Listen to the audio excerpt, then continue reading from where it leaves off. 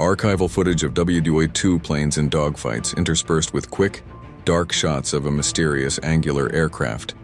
Imagine a world where the future arrived 50 years early. The year is 1940. The Battle of Britain rages in the skies over England. Every day, the Royal Air Force scrambles to meet waves of German bombers. The fate of the free world hangs by a thread defended by brave pilots and the brand new technology of radar. But what if, in a secret hangar tucked away in the English countryside, a new kind of weapon was being born? A ghost, a phantom of the skies. What if stealth technology existed in 1940? Now, stealth isn't magic, it's science. Think of it like this. An ordinary plane is like a mirror to radar waves. They hit it and bounce right back to the receiver, shouting, "I'm here."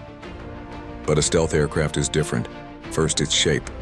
Instead of smooth curves, it's all sharp, flat angles, designed to deflect radar waves away from the source like skipping a stone across water.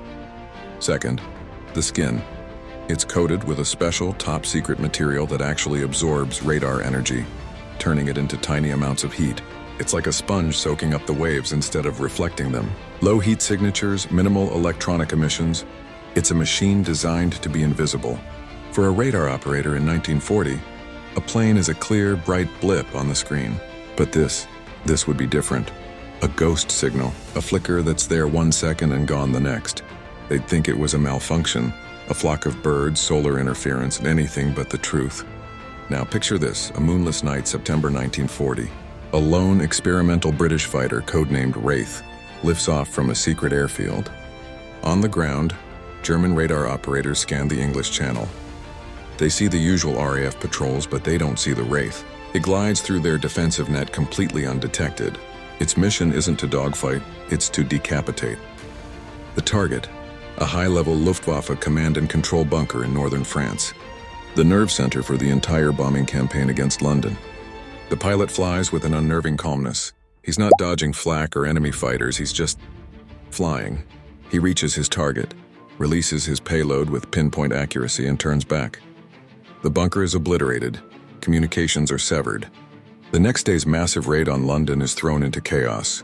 Formations are disorganized, targets are missed, and the RAF, forewarned by the lack of cohesive chatter, meets them with brutal efficiency. The Germans would be baffled. A crucial command post destroyed with no warning. No downed aircraft, no radio intercepts. It would spread paranoia. Was it sabotage? A new kind of long-range artillery? The psychological impact would be as devastating as the physical one.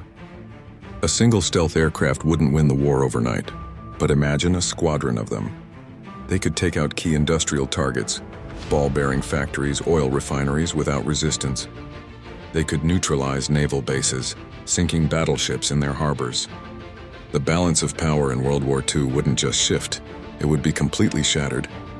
The war might have ended years earlier, potentially saving millions of lives. A single prototype, a ghost in the machine of war, could have redrawn the map of the 20th century. It's a powerful reminder that history often turns not on the size of an army, but on the power of a single game-changing idea.